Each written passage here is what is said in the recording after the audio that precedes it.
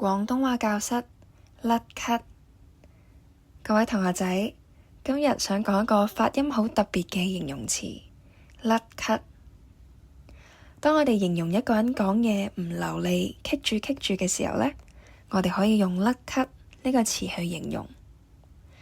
本身甩咳有不平、唔平嘅意思，亦都形容有缺口或者阻礙，所以呢個字呢，就形容緊一個唔順滑、有阻礙嘅狀態啦。喺廣東話嘅應用入邊，佢更加多時候係形容講嘢嘅過程或者表現。例如我哋會話呢個同學仔今日上台演講嘅時候好緊張，講嘢有啲甩咳，同平時有啲唔同添。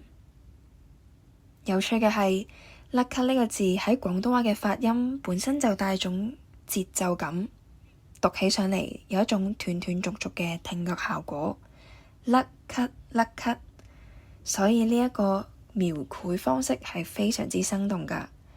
想形容一個人講嘢冇咁流利，除咗講結巴，都可以講甩咳㗎。想聽更多故事，歡迎你繼續打嚟關心一線27778899，接通我嘅意志，或者 YouTube 搜尋小樹窿電台 Podcast 頻道重溫。拜拜。